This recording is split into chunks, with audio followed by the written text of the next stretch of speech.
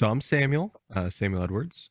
Went to school at Oklahoma Wesleyan as well as Santa Rosa Junior College, but at Oklahoma Wesleyan, I had a full ride for esports essentially. Some things that, or some games that I played a lot of was Smite, um, and then I'm sorry, prior to that was World of Warcraft from about 2007 to 2012. Those were the years of I played World of Warcraft with my dad. We got into some arenas. I never quite got into the professional scene of WoW. I wasn't quite good enough at it. Um, I did my best. We got into Gladiator and stuff like that. People who understand the game, which was a ton of fun. I got to meet a lot of different people, play on many different teams. Taught me a lot about kind of just community and esports and how the gaming community worked. But from there, I branched off. In between 2012 and 2014, I played a now defunct shooter, which was just a very small esports scene, but it was something at least I can claim I was in esports. There may have only been 500 to 1,000 people competing, but that was at least something I can say I did at that age. But from there, in 2014, I jumped into Smite, and Smite I was very naturally good at. It was a game that clicked very easily for me. And so I was able to kind of climb the ranks as well as the world of esports in that very quickly.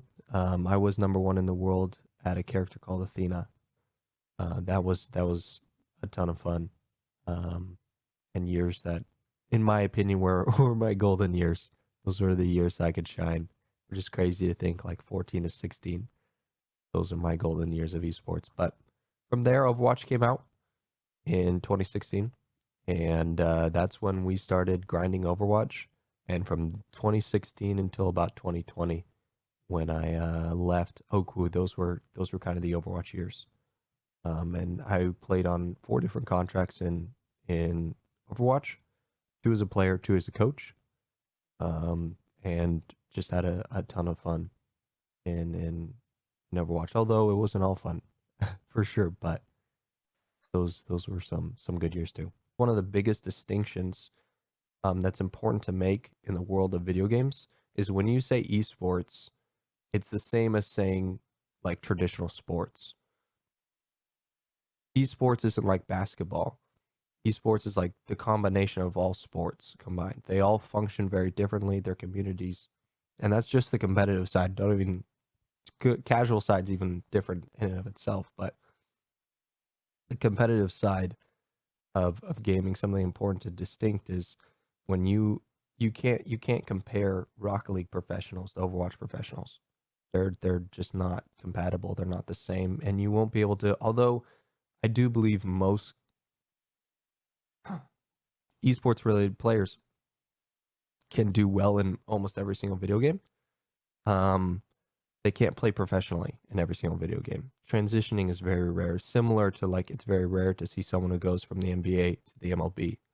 It's very rare to transition. The same applies in esports. Although the majority of like esports related players, people who are really trying to get good at video games, more so than to just enjoy video games, most of those people are from the ages of 12. Even though for our camps we run 5th to 12th grade, which is 10-year-olds is 5th grade. So there's definitely from like 12 to 28, I'm gonna say. Those are the general age ranges of people who are really working hard at getting good at their craft. At this point, I have about 26,000 hours at the age of 21 in gaming, which someone did the math at some point, but it's a lot of it's a lot of time. Um, that that's kind of what's necessary to get to where we are, and the mindset of those types of people, all they want to do is get to the top, and unfortunately, it's by any means necessary. So there's a very little regard for who and what they affect to get there. To get into the world of esports on any letter, amateur or even below that, all the way up to professional, it's definitely a game of networking and connections, similar to just general business. You got to know people to get up to the top for sure. So any people that you can get in contact with regarding esports teams, start somewhere, even if it's a very amateur, low level team. Starting somewhere and building a portfolio, because portfolios are just as important in esports as it is in any job you're trying to get into. Building portfolio and resume is important, but also know that when I was playing esports, and to be honest, I feel like it's even more than it was when I was playing. We played 10 to 14 hours a day, 6 days a week, and the only reason why we didn't play seven is because most of the time I owned the teams that we played on, and I don't play on Sundays. Although I do normally get on and play for about 6 hours on Sunday, it's not required. Um, that's kind of just a general practice, but unless you own the org, most of the time you're playing 7 days a week, 10 to 14 hours a day. So um, that's definitely a tough part. But I think also what's difficult is your peak years are really like 18 to 21, and most of the time you're in like a full load of school, whether it's high school or college. And being able to balance those two things take a lot of self-control to properly do that. Speaking from experience, it's really easy to get lost very quickly. So just know if you're trying to get into this while being in school, which I feel like most that applies to most people, um, just know that school ultimately should come first, but at the same time, esports is a job, so you have to perform in both, and just make sure you have some way to segregate those two different facets of your life. Um, One of the biggest pitfalls for me, which I think has come a super far away from where I was when I was doing it. There's a lot of businesses that are willing and able to essentially not pay out on their side. It's very easy back in the day. You're supposed to lose 1 to 4 of your contracts. That was just a known thing. You just get cheated out of one of them. Um, Most of those guys will pay like every 6 months, so they'll get 6 months of free work. Um, just be aware that that happens. It is what it is. And to be honest, hopefully someday someone will tackle that as just a wide scale of esports. But as of right now, that's kind of the situation as far as I'm aware. Team hopping is a very prevalent thing in esports. You just always try to build your way up to better team, better team, better team. I found that it's really important whether you go from team to team or not. It's vitally important that you build rapport with the people that you're with, because I'll randomly be on a team 2 3 years later. I'm on a team with that person again, and it may not even be in the same game.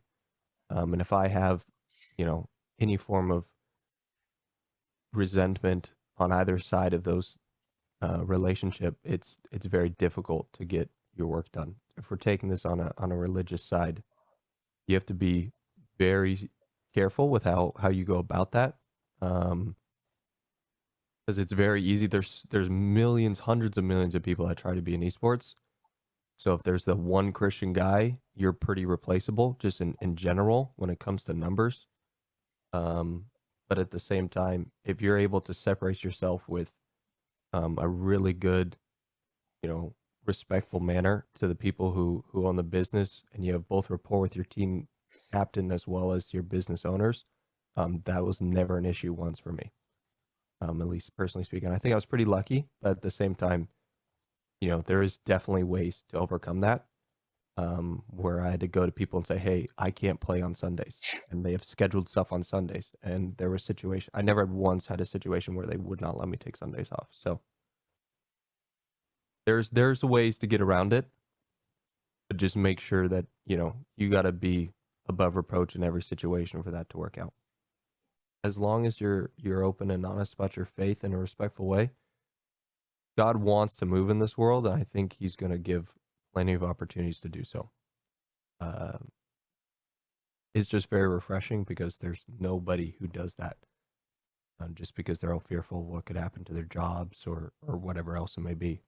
As far as I'm aware, I was one of three professional esports players that were openly Christian.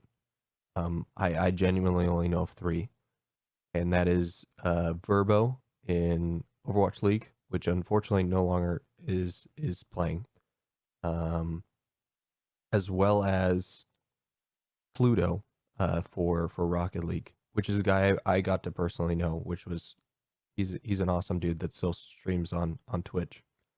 Um, but he unfortunately is no longer in the esports world as well.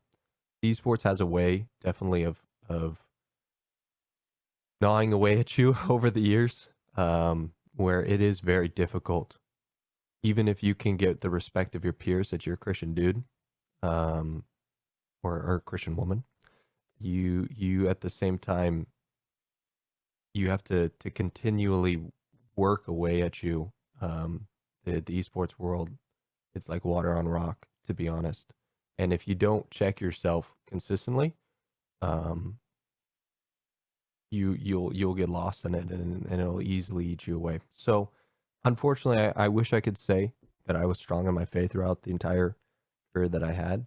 I was getting lost in esports towards the end of my career, and just getting really stuck in a lot of ruts, bad teams. Things didn't turn out well, and everything was kind of crashing and falling. And then God was like, "Hey, you should go play with a buddy of mine," which I wasn't even that close to at the time. He was like, "Hey," he reached out to me and said, "Hey, do you want to play Destiny 2 together? I'm running some raids with a couple streamers," and one of them happened to be Jono. Jono is the Oklahoma Wesleyan esports director. And at the end of the night, he didn't even offer me an esports scholarship or anything like that. But his buddy, who's part of the IT team there, said, "Hey, do you want to just stick around and chat?" And I said, "Sure." So we chatted for about 4 hours, and it ended up at the end of the night. He said, "Hey, I think you'd be a great fit for our esports program. Do you want to talk?" And I was like, "Well, I don't really want to move to another state to play. I enjoyed being at the time I was at California. I loved California and didn't want to leave. But at the end of it, he was like, "Hey, just talk to him. It's a general opportunity." And so I ended up talking to him and went out, and God gave me a ton of friends, Christian friends that are desperately needed in the gaming world. It was a phenomenal time there, and um, I think that was definitely one of the biggest points where God was like, "Hey, gaming is destroying you. It's eating away at you. Let me refresh you in the world of gaming." So that was a really cool experience. Um, I think that was what kind of set me up today to be able to realize that ministry is really something I want to do. So where I've seen God really move is there is a whole lot of Christians inside the world of gaming. Um, Maybe not specifically esports competitors, but maybe esports owners or even like branding, marketing teams. There'll be like a full Christian crew, but it's not publicized. You wouldn't know that. Just working through esports world and slowly finding people and being like, "Hey, I just want to let you know, I know you may not be a Christian, but my personal business practice, I open up every single meeting in prayer. If that doesn't apply to you, you're more than welcome to mute or whatever else. That's just something that I do." And they're like, "That's awesome. I'm a Christian too. I've never heard anyone do that before."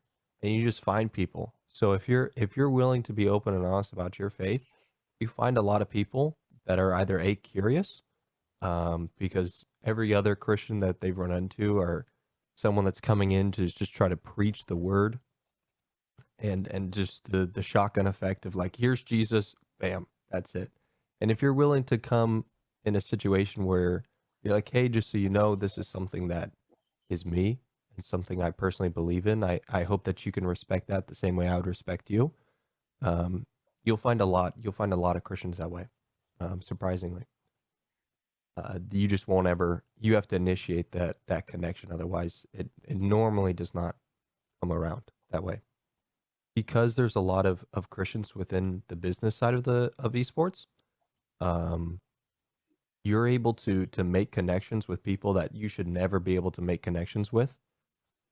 Just in case these businesses don't want, publicly to know that they're Christian, I'll keep names out of it. But there's people who work with like the top 50 YouTubers in the world, and they do merchandising for them. And hardcore Christian dude, and it's like, hey, I will literally make you pay 50% of what I'm charging these guys, just so I can make sure that you can do business with us, because those guys cost a very large premium because of the service and kind of just the general portfolio they've crafted through years and years of doing business.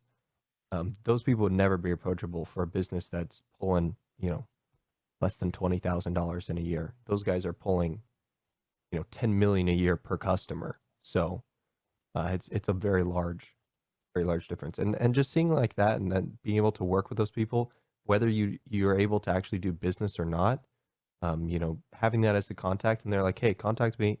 I'll even confirm whether or not that's a good, buyer or seller that you should work through. So those guys are very, very open and honest. They're not all like that, but for the most part, there has to be plenty of Christians out there that are in esports. Um, just logic of numbers, but at the same time, none of those people are willing to outright speak about it. So having community within esports is nearly impossible. Um, but I think that if you have an opportunity to find some form of release from video games, something else that you can do, um, even if it's like Monopoly or whatever it may be, some board game stuff like that you can play on your computer. Um, those are some ways that you can find some other Christian that you can work with, or even one community that I've personally participated with throughout the years was a community called God Squad Church or God Squad Gaming, and they have events that they work with their youth, which is anyone under 18, as well as their young adults program and even adults prayer programs and stuff like that. And those are normally once a week or once every other week. And even just participating in something like that, that just reminds you, and it breaks the water on rock cycle. You're able to like remember exactly what you're wanting to do and why you're there. So I think if you're able to connect with some community in your off time where it's not just gaming, gaming, gaming, gaming, something to separate it, I think is really, really important. Or just even being involved in, if you're still in high school, or even under that. To be honest, I started at 12, and people started even younger than that at this point. So, even being part of youth group or anything like that is just a great thing, for Bible study, something like that. Ultimately, I think it's something important to separate from the gaming world.